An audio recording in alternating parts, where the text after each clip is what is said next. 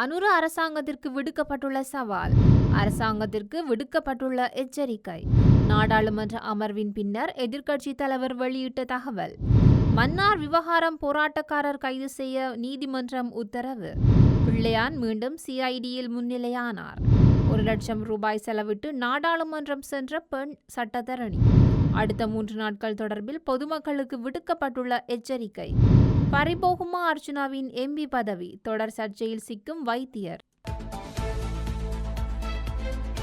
அரசமைப்பின் 13வது திருத்தச் சட்டம் பற்றி கதைப்பதற்கான தருணம் இதுவல்ல. எனவே வழங்கிய உறுதிமொழியின் பிரகாரம் புதிய அரசமைப்பை இயற்றுவதற்குரிய பணிகளை தேசிய மக்கள் சக்தி முன்னெடுக்க வேண்டும். அதற்கு ஆதரவு வழங்கப்படும் என ஐக்கிய மக்கள் சக்தி நாடாளுமன்ற உறுப்பினர் சட்டத்தரணி அஜித் பி பிரேரா தெரிவித்தார். 13, 14, 15 என கதைத்துக் கொண்டிருப்பதற்கான தருணம் இதுவல்ல. நாட்டுக்கு புதியதொரு அரசமைப்பு அவசியம். நாடாளுமன்றத்தில் இதனை செய்வதற்குரிய 3/2 பெரும்பான்மை பலமும் தேசிய மக்கள் சக்திக்கு கிட்டியுள்ளது. அதேபோல வடக்கையும் கிழக்கையும் மலையகத்தையும் கூட பிரதிநிதித்துவப்படுத்தும் கட்சியாக தேசிய மக்கள் சக்தி மாறியுள்ளது. மூவின மக்களையும் பிரதிநிதித்துவப்படுத்தும் உறுப்பினர்கள் அக்கட்சியில் உள்ளனர். புதிய அரசமைப்பு கொண்டுவரப்படும் என்ற உறுதிமொழியை தேசிய மக்கள் சக்தி கொண்டுவர வேண்டும். அதற்குரிய ஆதரவை நாம் வழங்குவோம். 1 வருட கால பகுதிக்குள் இதற்குரிய ஏற்பாடுகளை செய்ய வேண்டும். சர்வகட்சி பொறிமுறை ஊடாக இதற்கான பணியை முன்னெடுத்தால் நல்லது என்றார். அரசமைப்பு விவகாரத்தை விடவும் பொருளாதாரத்தை கட்டியெழுப்பவே முன்னுரிமை வழங்கப்பட வேண்டும் என முன்னாள் நீதி அமைச்சர் விஜயதாச ராஜபக்ஷ தெரிவித்துள்ளார். மக்கள் பிரதிநிதி, மக்கள் மற்றும் தேர்தல் தொகுதிக்கு பொறுப்பு கூறக்கூடிய வகையில் தேர்தல் முறைமை மாற்றப்பட வேண்டும். செனட் சபை உருவாக்கப்பட வேண்டும். இவ்விரு விடயங்களை செய்வதற்குரிய அரசமைப்பு மறுசீரமைப்பு யோசனையை நானே முன்வைத்துள்ளேன். இதனை செய்யாவிடின் புதிய அரசமைப்பை இயற்றுவதற்கு நடவடிக்கை எடுக்கப்பட வேண்டும். புதிய அரசமைப்புக்குரிய பணிகளை முன்னெடுப்பதற்கு குறைந்தபட்சம் 1 வருடமாவது தேவை. அது தொடர்பில் மக்களுக்கு யோசனைகளை முன்வைப்பதற்கு மேலும் 1 ஆண்டு தேவை. நாடாளுமன்றத்தில் 3/2 பெரும்பான்மை பலத்துக்கு அப்பால் சர்வஜன வாக்கெடுப்பும் நடத்தப்பட வேண்டும்.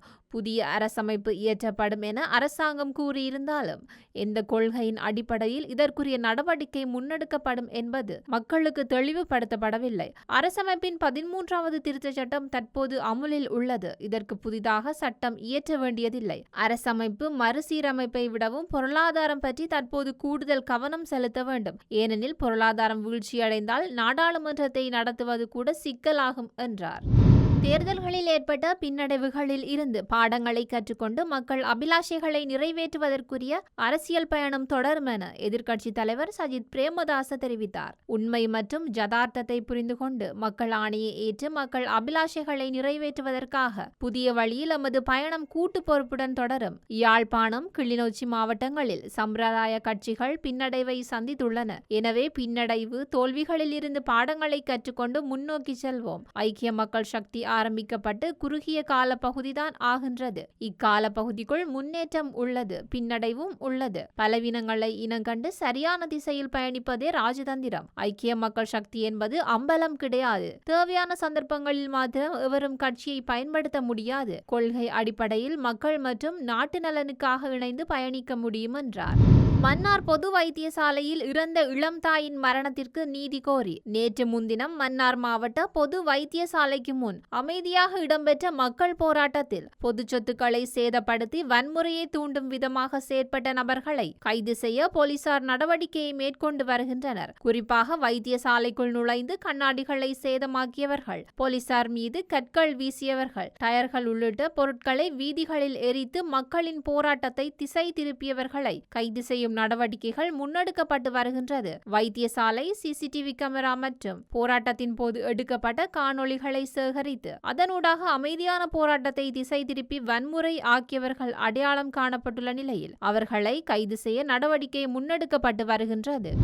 முன்னாள் ராஜாங்க அமைச்சரான பிள்ளையான் என்று அழைக்கப்படும் சிவனேசதுரை சந்திரகாந்தன் வாக்குமூலம் வழங்குவதற்காக இன்று வெள்ளிக்கிழமை குற்றப்புலனாய்வு திணைக்களத்தில் மீண்டும் ஆஜராகியுள்ளார். உயிர்த்த ஞாயிறு குண்டு தாக்குதல் தொடர்பில் சேனல் 4 வெளியிட்ட வீடியோவில் பிள்ளையானின் பெயர் குறிப்பிடப்பட்டுள்ளமை குறித்து வாக்குமூலம் பெற்றுக்கொள்வதற்கு கடந்த 20ஆம் திகதி குற்றப்புலனாய்வு திணைக்களத்தில் ஆஜராகுமாறு பிள்ளையானுக்கு அறிவிக்கப்பட்டிருந்தது. இதனையடுத்து கடந்த 20ஆம் திகதி குற்றப்புலனாய்வு திணைக்களத்தில் ஆஜரான பிள்ளையான் தான் தமிழ் மொழியிலும் வாக்குமூலம் வழங்க வேண்டும் என குற்றப்புலனாய்வு திணைக்கள அதிகாரிகளிடம் தெரிவித்துள்ளார். பிள்ளையானின் கோரிக்கைக்கு இணங்க தமிழ் மொழியிலும் வாக்குமூலத்தை பெற்றுக் கொள்வதற்காக குற்றப்புலனாய்வு திணைக்கள அதிகாரிகள் அவரை இன்றைய தினம் திணைக்களத்திற்கு அழைத்துள்ளனர்.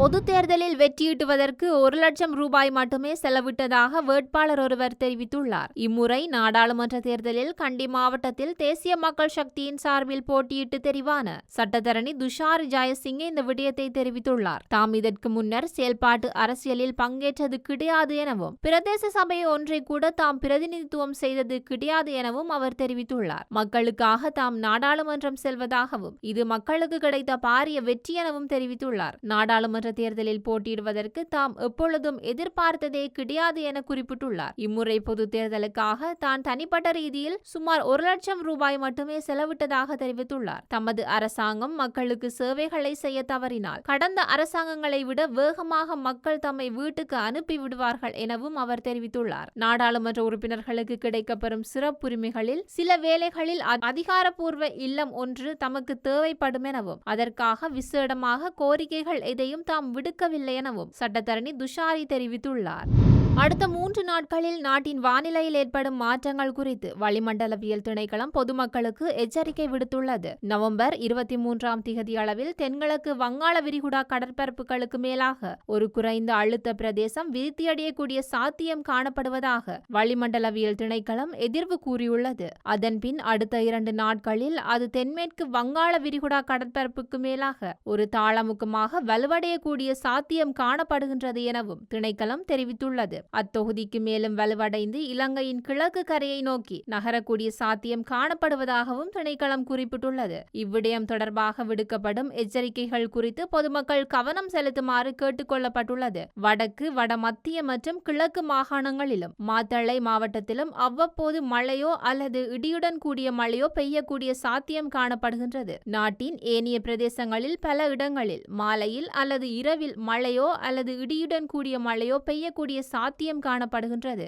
மேல், சப்ரகமுவ மற்றும் தென் மாகாணங்களில் சில இடங்களில் 100 மில்லிமீட்டருக்கும் அதிகமான பலத்த மழை வீழ்ச்சி எதிர்பார்க்கப்படுகின்றது. வடக்கு, வடமத்திய மற்றும் வடமேல் மாகாணங்களிலும் மாத்தளை மாவட்டத்திலும் அவ்வப்போது மணித்தியாலத்திற்கு 30 தொடக்கம் 40 கிலோமீட்டர் வரையான வேகத்தில் ஓரளவு பலத்த காற்று வீசக்கூடும் எனவும் எதிர்பார்க்கப்படுகின்றது.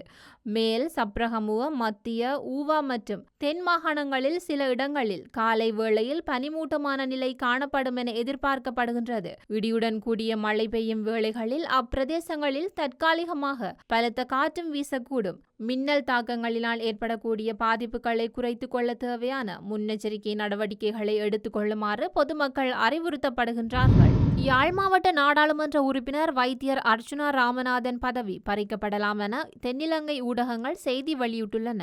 அர்ச்சுனா ராமநாதன் முறைப்படியாக அரச வேலையை விட்டு விலகாது நாடாளுமன்ற தேர்தலில் போட்டியிட்டதாக ஊடகங்கள் சுட்டிக்காட்டுகின்றன. இந்த நாட்டின் சட்டத்தின் பிரகாரம் அரசாங்கத்தில் பணியாற்றும் போது நாடாளுமன்ற உறுப்பினர் பதவியை வகிக்க முடியாது. இந்த நிலைமையால் அவர் நாடாளுமன்ற உறுப்பினர் பதவியை வகிப்பது சிக்கலாக மாறியுள்ளதாகவும் இது சட்டத்தின் முன் சவாலுக்கு உட்படுத்தப்படவுள்ளதாகவும் தெரிவிக்கப்படுகின்றது. அத்தோடு இந்த சட்ட சிக்கலால் அவரது பதவி நிச்சயம் பறிக்கப்படும் என சட்டவாளர்கள் சிலர் ஊர்ஜிதப்படுத்தியுள்ளதாக தகவல்கள் வெளியாகியுள்ளன. இருப்பினும் வைத்தியர் அர்ச்சுனா ராமநாதன் தற்பொழுது வைத்திய சேவையில் பணியாற்றவில்லை என்பதுடன் அவருக்கு எதிராக விசாரணைகள் இடம்பெற்று வருவதாக வைத்தியர் அர்ச்சுனா ராமநாதன் அவரது சமூக வலைதளத்தில் வெளியிட்டிருந்த காணொளியொன்றில் தெரிவித்திருந்தார். இதனுடன் அவர் நாடாளுமன்றத்தின் தரவுத்தளத்தில் தான் பௌத்த சமயத்தை சேர்ந்தவர் என பதிவு செய்துள்ளமை தமிழ் மக்கள் மத்தியில் பல்வேறு விமர்சனங்களை ஏற்படுத்தியுள்ளது. இந்த விடயமும் புதிய நாடாளுமன்றத்தின் முதல் நாள் அமர்வு நேற்றைய தினம் ஆரம்பமான போது